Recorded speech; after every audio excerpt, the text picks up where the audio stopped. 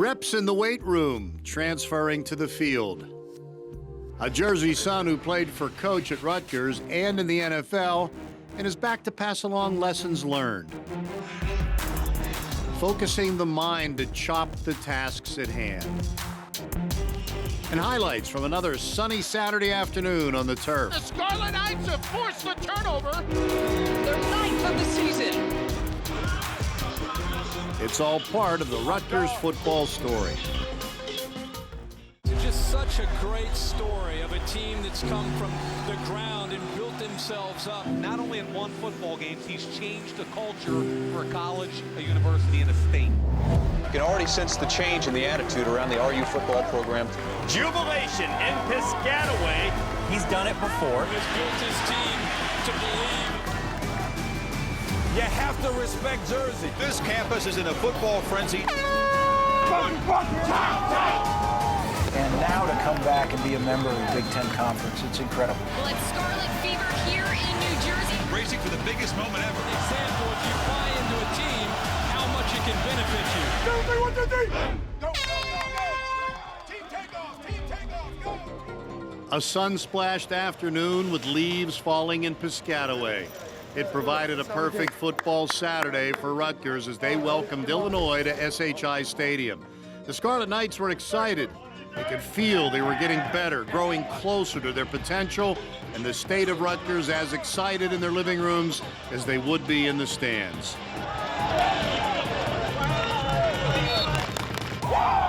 Yes, sir! Family, shoulder to shoulder on the field with as many as possible limited in the stands. And Rutgers fired out of the gates as they kicked off this latest Big Ten challenge. With a 2nd down and 2, Pacheco gets the call. Dances, he's got open field across the 40. 50, Pacheco breaking tackles inside the 40. Big game, man. Great gaps from this offensive line, and it's really this is really what you want to see if you're Sean Gleason starting with this Rutgers team on the first drive. Here's a quick throw to the left, but it's short of the first down by 3 yards.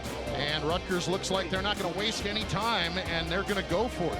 Federal in the shotgun, takes a snap, looks right, airing it out, deep down the right side, it's caught for a touchdown! Boom! Milton! Just like that, the Scarlet Knights strike first.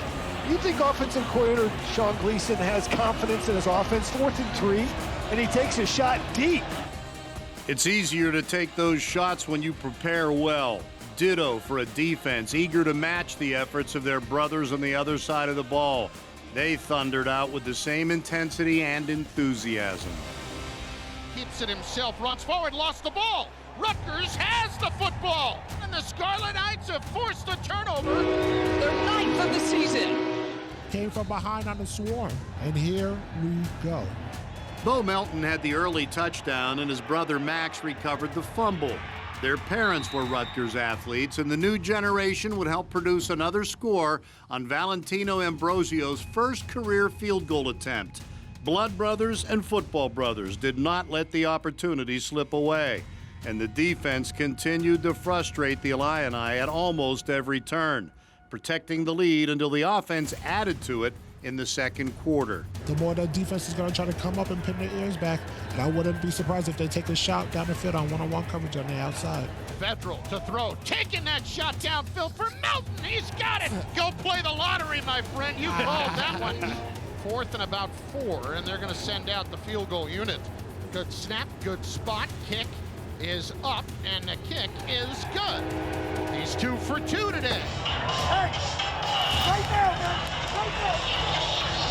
The first 30 minutes belonged to the Scarlet Knights. Now the challenge was to do the same for the next 30. Rutgers is going to have to buckle down here. With a touchdown and an extra point, Illinois will be able to take the lead. First down and goal at the 1. Epstein takes the handoff, again stood up. He lost a half yard. They'll go direct snap to Epstein. And he's stopped as well. Brings up 3rd and goal. He's hit. He is dropped short. Brings up 4th down. Wow, what a stop right there for the Scarlet Knights. This is quite a goal line stand. That's very impressive by the Scarlet Knight defense, and you live for moments like that. Moments producing opportunities to shine in the autumn sun in a Big Ten matchup. And there would be more. In the pocket, throws it over the middle, juggled, caught. Melton off to the races to the 30, to the 20, to the 10. Adios, compadres. And Rutgers extends their lead. A Big Ten standout. That boy right there is special. Any lead in the Big Ten is special because they are hard-earned and they can easily disappear. Touchdown, Illinois. And we're back to a 3-point edge for Rutgers. There was no shortage of effort. Perhaps Rutgers was guilty of wanting it too much, of trying to make too much happen. Penalties and turnovers caught up with them in the second half, and their lead would slip away. And we're tied at 20 here in the fourth quarter. While the final seconds of the game still sting, much of this one can be used as a building block. 2 goal line stands, defenders being dragged as a runner eclipses 100 yards, a touchdown on 4th and 3, another of 66 yards. Not consistent enough to win, but positive steps in the development of a program.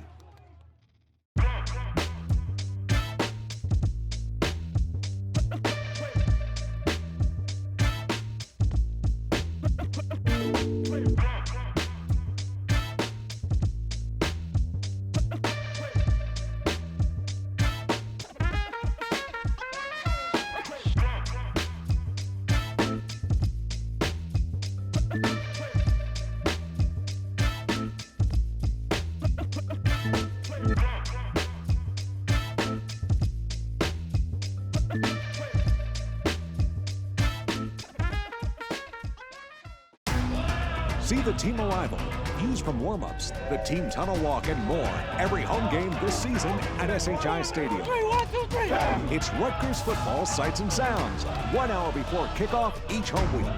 Catch it live on RU Athletics Twitter or on the Rutgers football Facebook page.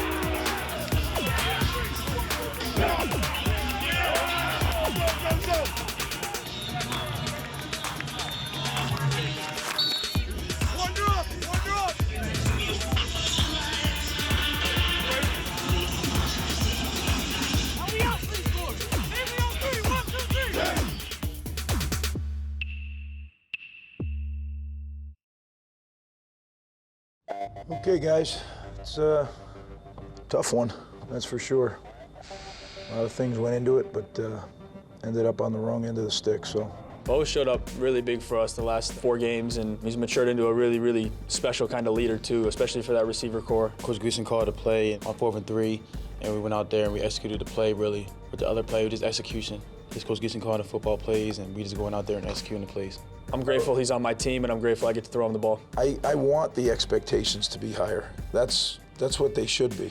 Any loss is tough as a team, but at the end of the day, we just got to learn from it and just continue to keep chopping and just keep looking forward. We had opportunities to make plays, and we didn't execute on some of those plays, and it just goes back to us doing our job and getting better. After all, it's a 1-game season, and we have to chop the moment. We made mistakes. We had some penalties that just aren't what we allow in our program. Those catch up to you when they catch up to you. You can't do that stuff. That last throw, I needed to be accurate. I need to be accurate every throw, and on a game like today, that's a premium. We gotta look at what we did wrong, what we did right, and ultimately get better as a unit, as a team. And as a defense, we're just going to continue to get better. Hopefully come out this week, practice hard, so for the next game, we could be better against the run and just overall as a defense. We got to get all that stuff fixed, and that's part of building this thing, building this program. We have to understand what it takes to win in this league. We'll look at the tape, we'll learn from it. The clock started for Michigan, and we go back to work tomorrow. Again, just chop, and we'll continue to try to do our jobs and do them better than we did today and continue to improve the best we can. Taking every day and chopping the moment of every day that we go out there and practice. That's the biggest thing we have to do and keep improving. I think Michigan is going to be a great opportunity to show what we can do. It's going to be a night game. We love night games, and this team has so much potential. We've done so much in such, crazy times, and I think it just It's a testament of our coaches, our players just rallying together to get better every single week. So we're going to get back to the drawing board, get better, and just keep chopping. So that's what competitive sports are about, competitive college football is about. Got to reload, get ready to go next week. Right now, man. Right now.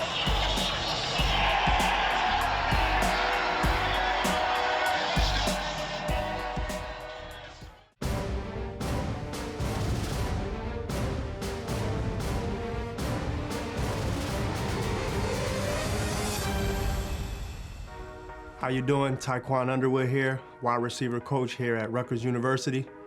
Another day at the office, Coach Wood. Don't worry about it. Get these boys right, you hear me?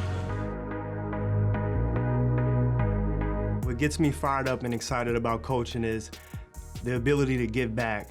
I've learned a lot from a lot of different coaches during my time playing, and now for me to be in that role to pass it down to the next generation is what gets me fired up about it. Be great today. Throws it up downfield for Melton, who makes the catch. Coach Wood, I love Coach Wood. He's been in our shoes, like he's been there before. So now he knows what's going on. He knows what's like happening to us. But like at the end of the day, he's still gonna push us to be better than what he was at, because he did touch the league, and everybody in that room wants to know what that feels like.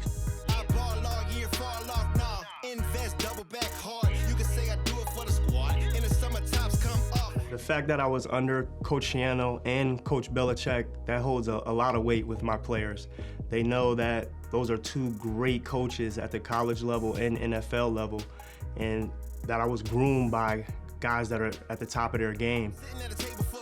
Vedral, quick throw, looks in, hits Crookshank, first down. I can give these guys the same teaching that I received from those coaches, and it's just gonna help them become a good person overall. Those life lessons that you get from those type of coaches that have been doing it that long, I get to now pass that down to my wide receiver unit. That's a perfect rep.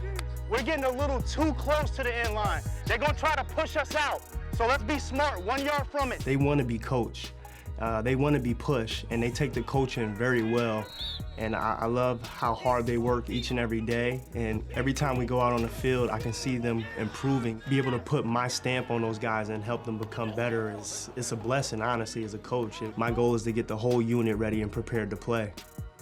Just making sure we're getting better at attacking the day, just making sure we're the best receiving corps in the whole Big Ten, and I appreciate that. What a play by Aaron Crookshank. A great adjustment by Melton and a nice throw. You're gonna get coached hard, you're gonna get loved hard, and I'm gonna give you tools to be great at the college level and also the NFL level. I feel like I have the blueprint to get you there.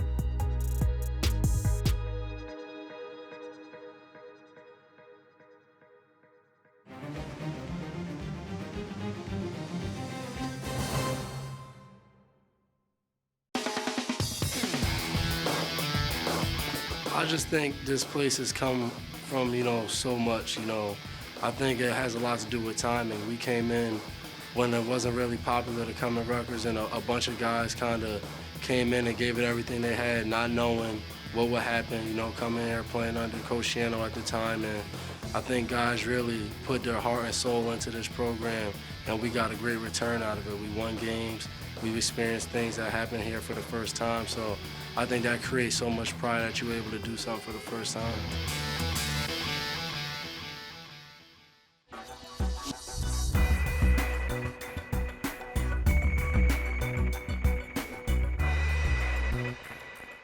When I say Rutgers, you think top. Rutgers,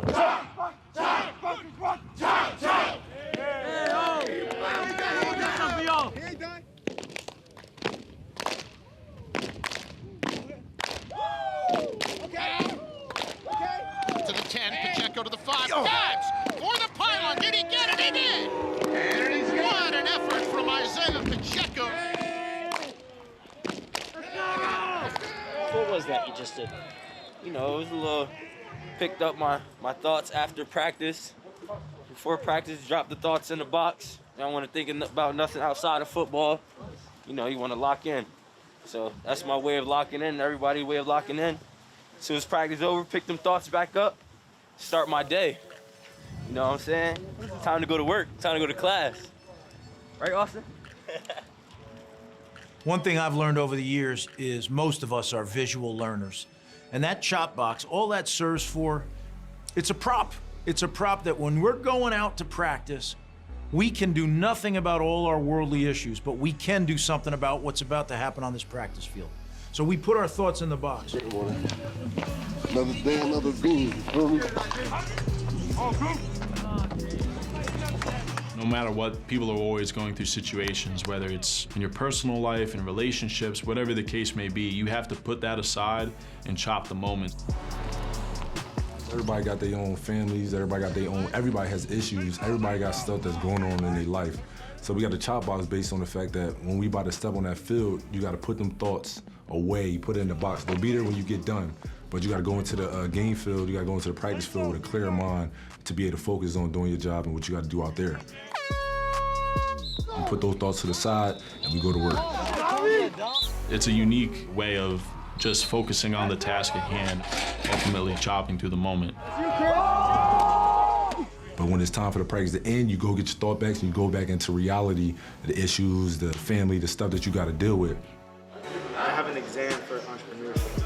But look, as responsible young men, when we leave that field, we got to pick up those issues. We got to pick up those thoughts, those responsibilities, because they don't go away. And you know what? Football is a great game for a lot of reasons, but one of them is you do get to escape. You do get to go do something you love. But as a responsible young man, you need to take care of your job. South Rutgers, what up? You need to take care of your responsibilities as a son, as a boyfriend, as a student. All the things that you put in that box, you got to pick them back up, and you got to tend to them when you leave. Lay low, Beam. There you go. See the team arrival, views from warm-ups, the team tunnel walk, and more every home game this season at SHI Stadium. 3, 1, 2, 3. It's Rutgers Football Sights and Sounds, 1 hour before kickoff each home week. Catch it live on RU Athletics Twitter or on the Rutgers Football Facebook page.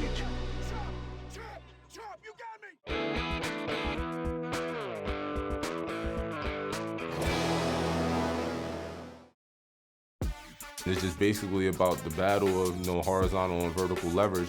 And if you use those things to your capability, along with being strong, powerful, and flexible, your game is going to be, out of this world. We're always focused on, generating power. You got to have explosiveness. Power, how much force you can output, be more explosive. Well, we do a lot of power cleans. Because you got to be able to have that power and create speed to be able to be explosive on the field. And that type of workout, it builds explosion and power, and that is exactly what you're using when you're playing football. Great energy, you're gonna lift a lot of weight, you're gonna get stronger, you're gonna get faster. Power, strength, flexibility, it all forms into one, but at the same time, if you're a flexible player, you avoid injuries. If you have a lot of power, you're gonna hit harder. If you have strength, it's gonna all translate to the field. Watch this, what's just gonna come through. Nice job. Key thing is to be able to bend. Flexibility, a little bit of everything. Just being more mobile, being able to move more. That's the biggest thing, in the hips as a DB, you need hips. And you need loose hips and stuff like that. And JB, works with loosening our hips and making our hips stronger and stuff like that. So us DBs, we can move around and be able to handle, the receivers and the kind of stuff that other teams are going to throw at us this year. Coach Butler, he brings a Olympic style living to us. We got to just keep working. All the Olympic lifts we've been doing, the power has been increasing every day. That's something that Coach Butler's all about, and just, making your last set your best set is something we go by here. And there's days off, I'm in that weight room, I'm getting extra pumping, just so I can stay on my toes. If you look at the guys who Coach Butler has trained, some of them are still in the NFL. Mo Sanu, the McCourty twins, guys like that have been in the NFL for so long, simply because they've been so prepared throughout their careers, and they understand that they need to be in tip-top physical condition to stay in the league. And those are all things that they learn from Coach Butler. We know we're going to be in a fight every game, and so we're learning it right now just in the weight room, being able to strain through, fatigue and toughness and hurts and pains and stuff like that. And so then when we get to the game and, we're fatigued and hurt, we're ready to go because we've already been through it. Tipped in, intercepted! Looking forward to getting out there on the field to show how hard we've been working.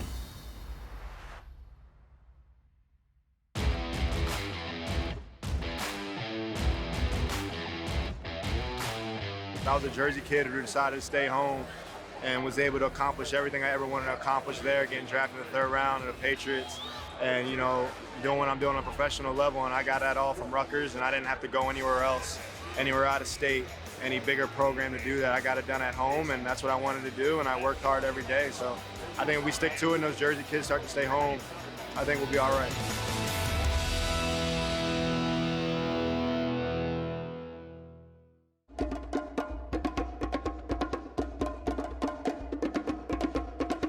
How are we going to move forward?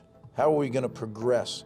We're going to go out and play the best game we have all year against Michigan, and we're going to need to have an opportunity to compete. Health changes, weather changes, the team you're playing changes. There's so many things that change. And you got to look at it, okay, how are we going to win this week's game? Let's not worry about next week or last week. How are we going to win this week's game? We certainly have a huge challenge ahead of us, one that we're excited about. We're excited to be playing at home again. I think there's a loss without the fans.